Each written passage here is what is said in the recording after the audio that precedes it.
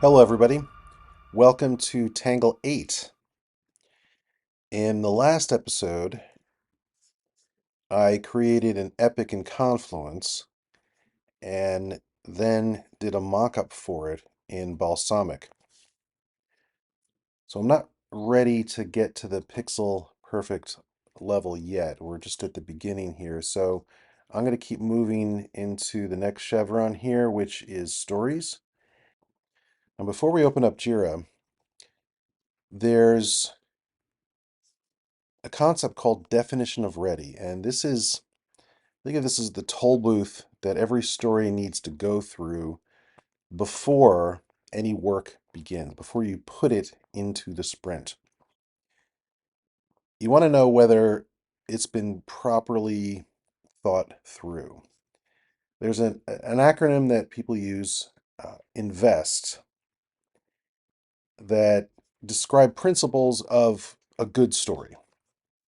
The first one is that the story is independent, meaning that people can work on it without having to wait for someone else, without any interactions between other members of the team, because sometimes team members get ahead, sometimes they get behind.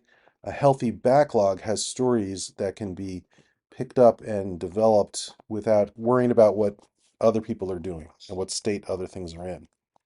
The next principle is negotiable. And this basically means don't do all the work for the team. Don't specify every single thing that needs to be done. Just stick to your role. Allow the software engineers the ability to do their job, to be good at their job. There are many different ways of doing things. Leave the how up to the engineers and focus on the what at this point. The next principle is valuable. Every story should be meaningful for whoever the stakeholder is. Usually this is a user who might want to spend money on a service or a product, but it could also be other developers if you're making an API. So make sure that it has value. Don't gold plate. Don't make things that you think might be valuable. Make things that you know will be valuable. A good story should be estimatable, that the team needs to understand it well enough so that they can make a reliable estimate. It needs to be small. This is by far the biggest mistake that people make in software development is that they pack a bunch of things into a story. It should be as small as is testable. It should be, one thing that is testable, separate and complete. Now, beyond these principles, which is one of the key elements of the definition of ready, you should make sure that you know all of the dependencies, what APIs, what systems, what people, what departments, what's necessary for the story to get done. You should know all of the dependencies and you should plan for them. You should make sure that before this goes into a sprint, the security team has signed off on whatever. If you need an API before you do some UX, then the API should be done. The team needs to have access to any of these systems or other resources such as documentation or software licenses. Make sure that all of this stuff is accounted for before you go in. And then you get to the Gherkin. It needs to be written, and Gherkin is essentially playing the role of acceptance criteria and automated testing at the same time. So this is a way of formalizing what needs to be done in a way that's immediately useful. And then the product owner, this is the person who is focused on the business needs of what's being built, needs to approve of the story. They have to sign off on it. And the team has to say, yes, we understand the story, and they estimate it. And all of this has to happen before you have your sprint planning meeting. Now, some of these things can be talked about in the sprint planning meeting, but in general, before anything gets moved into the sprint, the definition of ready needs to be complete. Okay, let's get started. Here is the epic that we defined before.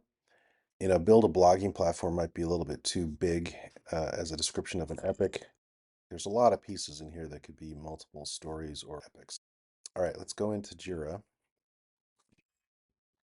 What I like to do, I don't know, maybe it's a superstition, maybe it's just a practice, is I create the first ticket as an aspirational goal that pretty much never gets finished.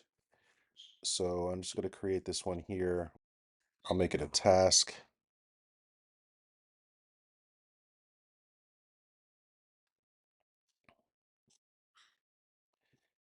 And if you want to look at raw issues in Jira, you just click issues down here and you can see this one is here. Now this is in kind of a dual mode. If you want to show just one list, you can click list view and then go back to detail view.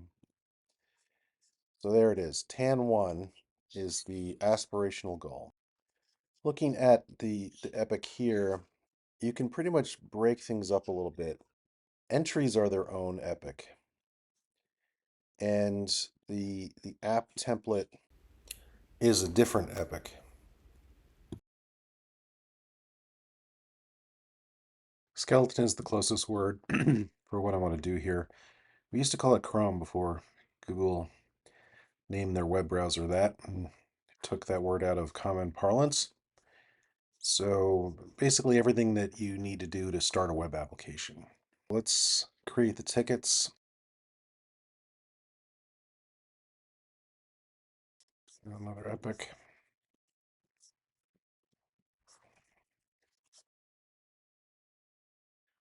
Now to add some content to everything.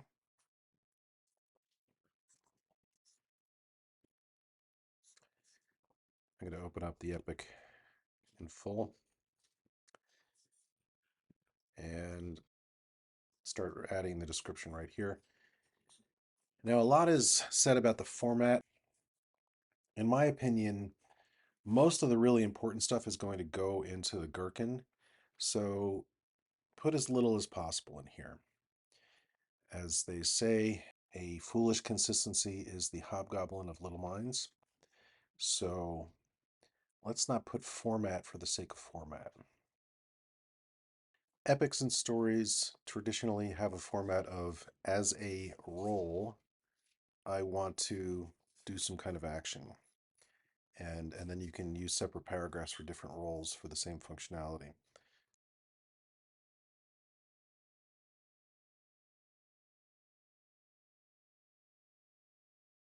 I'm being a little bit more prosaic here, but it's not, especially in epics, it's not a bad idea to put goals that are aspirational. So let's jump right into the first story.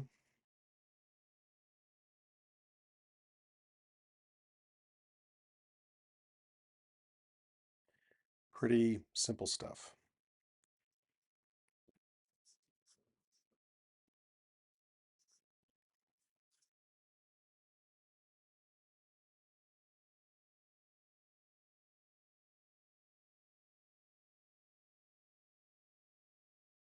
Again, this is pretty straightforward stuff.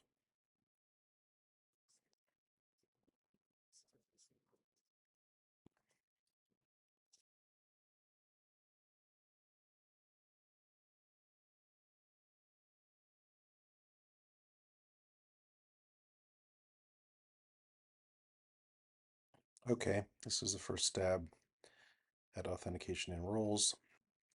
All right, so the first epic is done. And let's do the next one.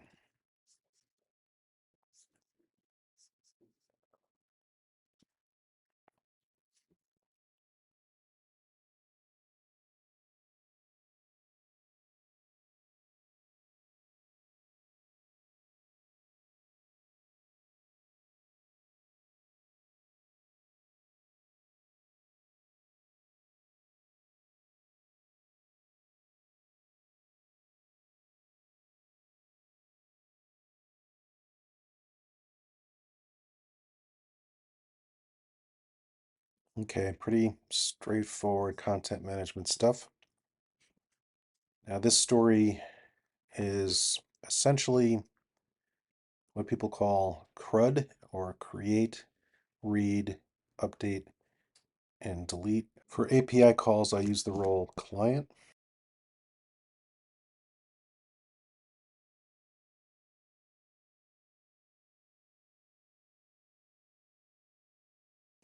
Pretty straightforward API.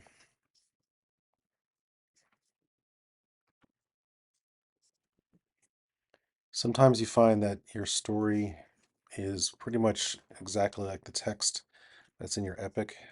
It's better to copy the exact text than to try to paraphrase, because the developers are going to have to parse it. So I'm going to just take this.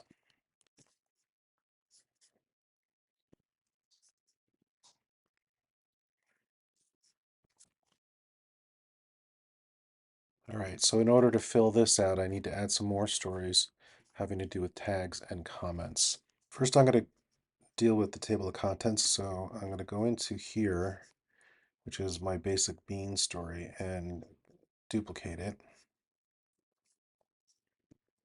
clone it, and make this category.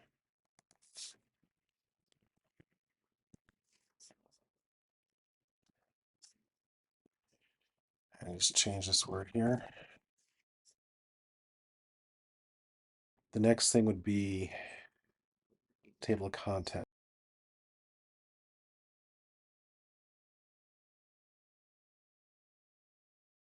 If you ever want to undo something, you just scroll down here and click on history, and then it has all of the text. So I made the change to the wrong entry.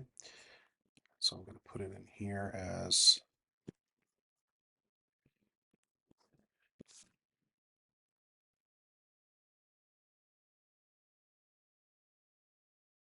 okay. So we got these. Now we got to do tags and comments.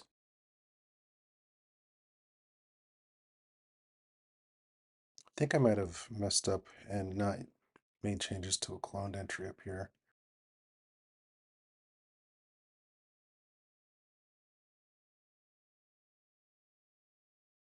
All right, let's make the comments and tags.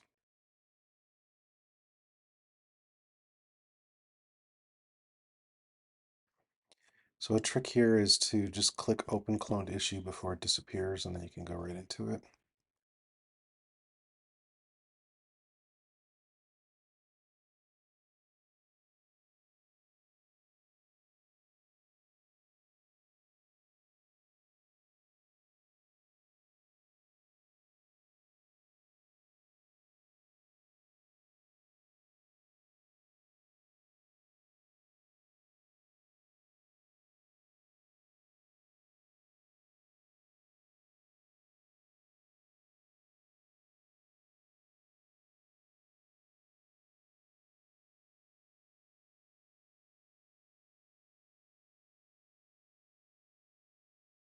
I'm going to remove a bunch of these clones because it's not really helping. The last thing I want to do here is add the mockup that I did before to the bottom of the ticket. So it'll be in my designs, and I'll just drop it down here and make it a little bit bigger.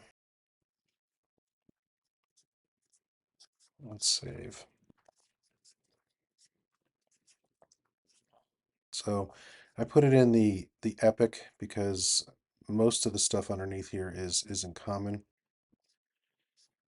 All right, so let's start building out some of these stories with some Gherkin. Normally in a story, people would write English language acceptance criteria to really define what the behavior is supposed to be, what the end goal is. We're going to do that using a very simple language called Gherkin, which is the foundation of behavior-driven development, or BDD. I'm not going to spend a lot of time talking about it here because when we make the automated tests in the next episode, I'll go through each one. So just watch as I speed through these.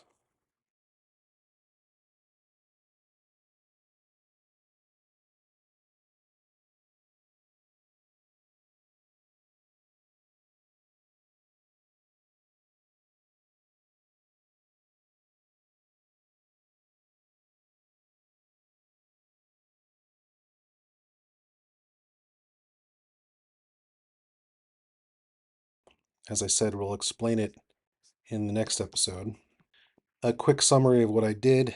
You start with a section called background, which is used by all of the scenarios that follow.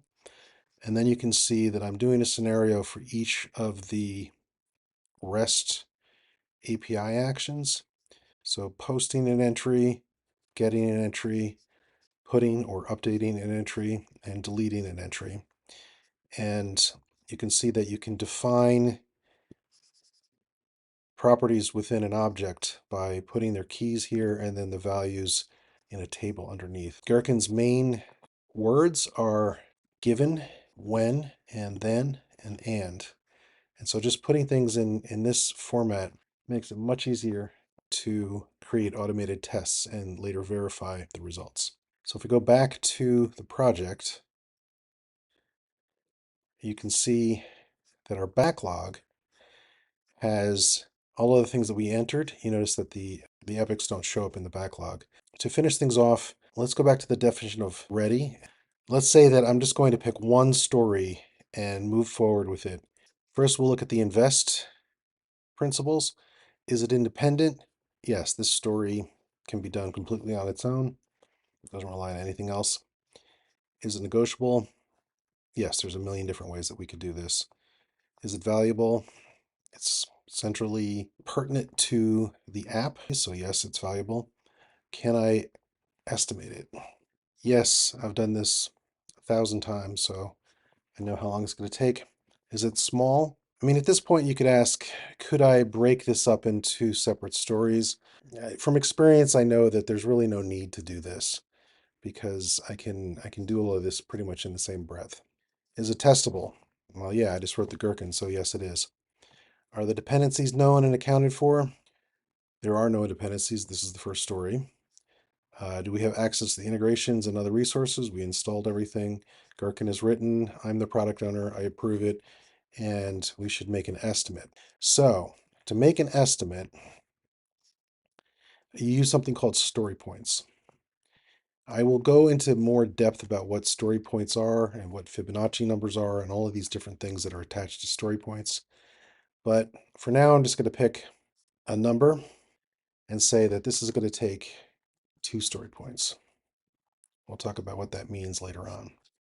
So now that my story has met the definition of ready, I can go back to the backlog and drag this story up into the sprint. Oh, drag the wrong one. It's the one that has the number in it, see? And I'm going to bring that up there. Great. Even though there's nothing else going on in the sprint, I'm just going to click Start Sprint. And you can see now my sprint board where it's to do. And when I start tomorrow, I'm going to move it over into in progress and create this API. Thanks for listening.